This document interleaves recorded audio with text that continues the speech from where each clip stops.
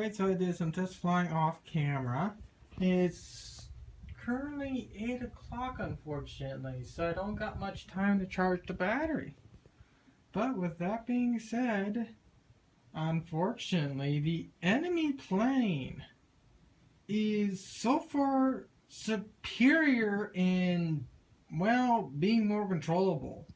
Because as you saw in the original video with the VF-31, it was constantly ring rocking when it started pitching nose up and just going like this, making it near uncontrollable. This one, on the other hand, is actually a lot more controllable. It doesn't ring rock as much, and when it noses up, it just goes in.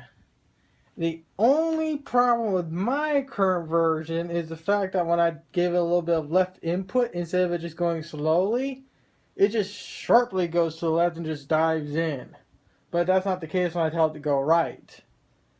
But with that being said, it's also suffering it's also suffering underpower syndrome. So what I'm going to do is I'm going to charge up the battery fully, hopefully before the sun goes down.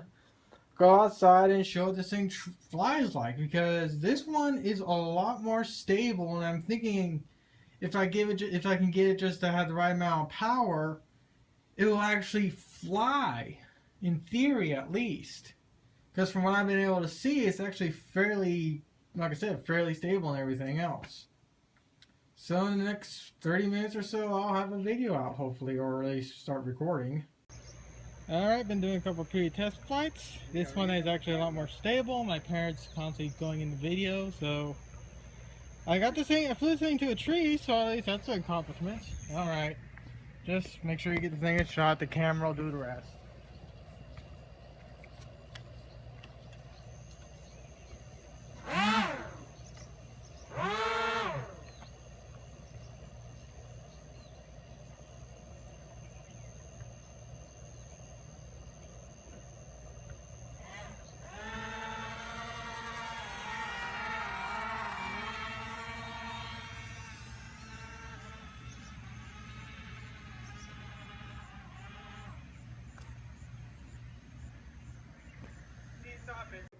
So as you saw, this thing actually does in fact fly.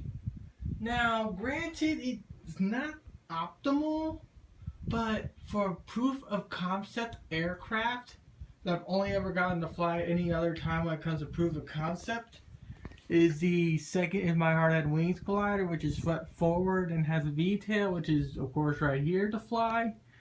I'm very happy that I finally managed to at least get one stinking Macross aircraft to fly.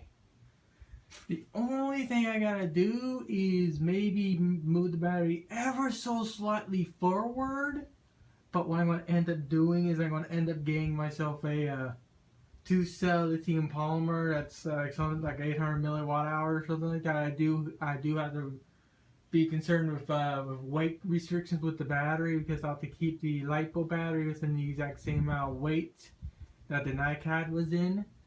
But as you saw, this aircraft does in fact fly, and compared to the other aircraft that I flew, which is 11-minute video, it never flew as long as this one flew. I got to fly all the way across the freaking I got to fly from my next door neighbor's house to the good chunk down the street somewhere. But yeah, hopefully in the next probably within a week or so, I'll have myself a LiPo battery and I'll have another video out of this thing truly flying. But like I said before, this aircraft here has a massive problem with whenever I give it left input, it just jerks directly to the left.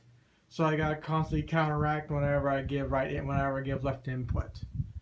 But I think I fixed that by giving a slight amount of right elevator with right rudder. So hopefully once I get that LiPo battery, I can go back out again and really show what this thing is capable of like on flying. Of course, if you watch Macross Delta, you know full well this is the enemy aircraft. which sucks that the enemy aircraft flies better than the friendly craft, but I'm happy at least you got one Macross aircraft to fly, even though it's the enemy aircraft. But yeah, that's just my 2 cents.